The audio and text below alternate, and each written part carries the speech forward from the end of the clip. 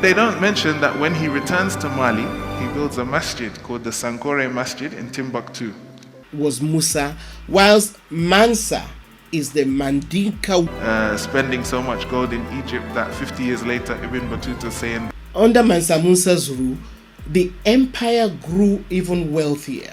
Who established when he returned from Hajj, and this is something when it comes to narrative, which Egypt did not recover from for the next 12 years. Making it the biggest library in Africa since the Library of Alexandria. In 1324, an obnoxiously wealthy personage arrived on a pilgrimage to Mecca, setting the entire city on its head with the stupendous vision presented. This royal personage, whose glittering procession in the superlatives employed by Arab chroniclers, almost put Africa's sun to shame. Who was he, you ask? His name was Mansa Musa, and he was accompanied by an impressive caravan consisting of 60,000 men, including a personal retinue of 12,000 enslaved persons, all clad in brocade and Persian silk. Even his slaves were more lavishly dressed than the most affluent of the tribal elders in Mecca, a fact not lost on anyone. Who established when he returned from Hajj, and this is something when it comes to narrative. Mansa Musa, who we mentioned earlier, they speak about his wealth. They speak about him taking 60,000 people to Hajj. He took his entire royal court and officials, soldiers, entertainers, merchants, camel drivers, and 12,000 slaves, as well as a long train of goats and sheep for food.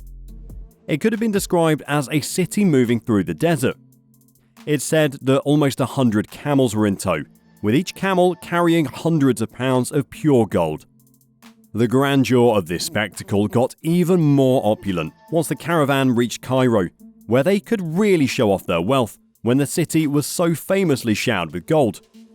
The emperor himself rode on horseback and was directly preceded by 500 enslaved persons, each carrying a gold-adorned staff. In addition, Mansa Musa had a baggage train of 80 camels, each carrying 300 pounds of gold, a sight recorded reverently in history. People don't talk about when they speak about him, spending so much gold in Egypt that 50 years later Ibn Battuta saying, and that masjid goes on to become a university, making it the biggest library in Africa since the Library of Alexandria. A tale of two brothers. Musa I of Mali, also called Kankan Musa or Mansa Musa. In Mandinka, the local language of Mali, Mansa means sultan or emperor. It was recorded that Musa Keita was born around 1280 AD during the Keita dynasty. He was born into a family of rulers and came into power in 1312 AD when his brother, Mansa Abu Bakr, abdicated the throne to go on an extravagant expedition at sea. According to historian Shibab al-Umari, Abu Bakr had always been fascinated with the Atlantic Ocean. As a ruler of one of the largest empires in the world at that time, Abu Bakr sought to increase the power and influence of Mali even further. While his brother was interested in extending the borders of the empire to the east towards Cairo, Abu Bakr apparently focused on westward expansion by exploring the waters to the west of his kingdom. Unlike most medieval Europeans, Muslim geographers such as Abu Zayd, al-Masudi, al-Idrisi, al-Istakri, and al-Bufayda had concluded that the Atlantic Ocean was not the western edge of the world, and their ideas may have come from Abu Bakr through scholars at the Great Muslim University of Timbuktu. He began to prepare a powerful and large fleet, and declared to make the journey himself. The journey was recorded in history, but no one knows if he reached America. Nonetheless, there is evidence that West African Muslims had set foot on their neighboring continent. The strongest evidence comes from Columbus, who is believed to be the first outsider reaching America in 1492. In his journal, he mentioned that Native Americans, confirmed black-skinned people, had come from the southeast in boats, trading in gold-tipped spears. The natives described the spearheads as guanin, a word for gold in Mandinkan, the language of the Mali Empire. He never returned to Mali, and his brother became Mansa Musa in 1312. Mansa Musa became the 9th Sultan of the West African Kingdom, which was already considered very wealthy by the time he ascended. Under Mansa Musa's rule, the empire grew even wealthier. African rulers. Now, the wealth that he controlled, which Egypt did not recover from for the next 12 years. That the value of gold dropped when compared to the rest of the world at that time. The riches of Mansa's empire. Historians estimate that the Mali Empire was, at that point, the largest gold producer in the world, owning more than half the world's total supply, according to the British Museum. With Musa on the throne, the kingdom only continued to expand phenomenally, thanks to his work in expanding trade in the region. His wealth continued to skyrocket, from mining significant salt and gold deposits, as well as trading elephant ivory. It wasn't just the salt and gold that contributed to Musa's riches, though. During his reign, the Empire of Mali accounted for almost half of the old world's gold, and all of this belonged to the king.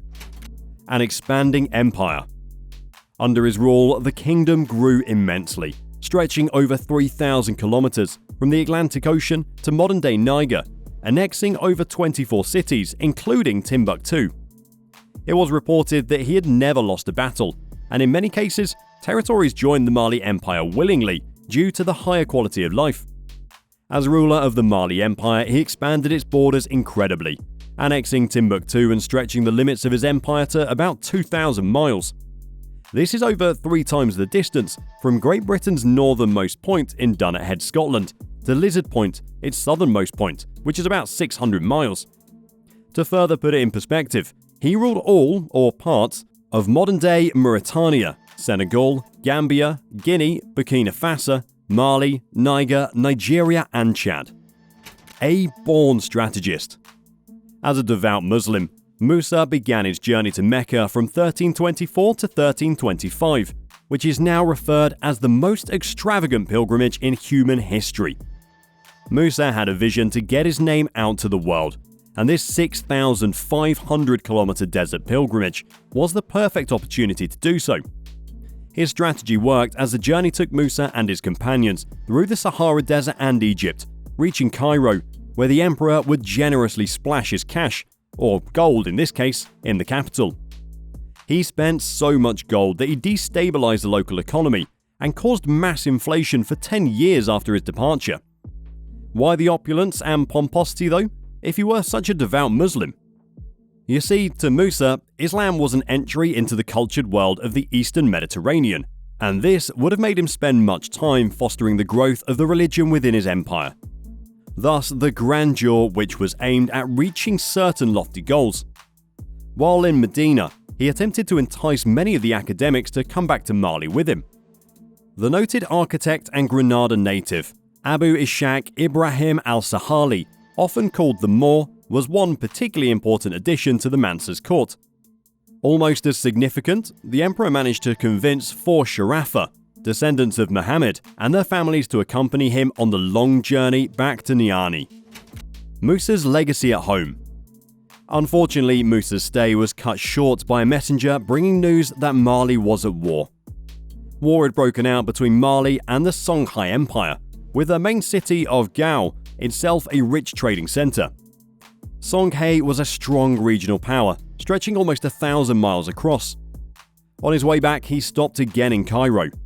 Astonishingly, he'd finally run out of gold, but needed food and supplies for the long journey. The Midas of Mali could not rely on a golden touch to get him out of his financial problems. He had to turn instead to creditors. They obliged, confident they would get their capital back with generous interest of 700 dinar for every 300 lent, and Mansa Musa was known to honor his agreements. Meanwhile, the emperor's most talented general, Sagmandia, had recaptured Gao and Timbuktu, reincorporating them into the empire. This changed Mansa's plans, and he abruptly turned south toward the captured city, so he could take the surrender of the Songhai king, Dia Asibai, in person. While there, he ordered the erection of the Jingareba Mosque in Timbuktu, and a smaller mosque that was to become the University of Sankore by the end of the Mansa's reign.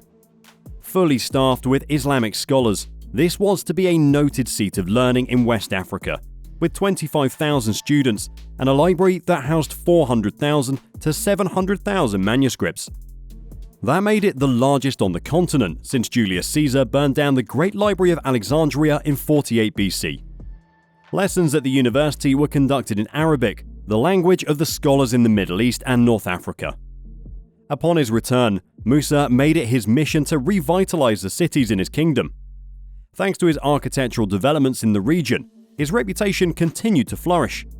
He worked with Islamic scholars, including direct descendants of Prophet Muhammad, and an Andalusian poet and architect by the name of Abu Ishaq es-Sahili, and paid them up to 200 kilograms in gold for their efforts. He also built schools, libraries, and mosques, and helped Timbuktu become an epicenter for culture and education. Musa passed away in 1337 at age 57 and was succeeded by his sons, but eventually the empire fell apart. They don't mention that when he returns to Mali, he builds a masjid called the Sankore Masjid in Timbuktu, and 700,000 manuscripts. Was Musa, whilst Mansa is the Mandinka word for ruler. Modern-day net worth. Some estimates put Mansa's modern-day net worth at $400 billion to $500 billion, though it can be difficult to fairly calculate a fortune based on gold, salt, and land. Many historians, however, agree that his wealth was richer than anyone could describe. Nevertheless, Mansa Musa will be remembered not just for his mountains of gold, but also for his generosity and commitment to his Islamic faith, promotion of education, and financing his empire's greatest cultural developments. Many historians forget that this man, an African ruler, was one of the richest men in history. It was due to his skillful administration that the Empire of Mali became such a vast and wealthy state. Musa remains celebrated in West Africa, especially in Mali itself, not only because he's proof of the country's historic wealth through trade, but also because he promoted a culture of scholarship and good education. The royal court in Mali attracted scholars and poets from all over the Islamic world, from nations as far away as Spain. Many of its monuments are still preserved in the Sahara today, among them the many mosques of Timbuktu.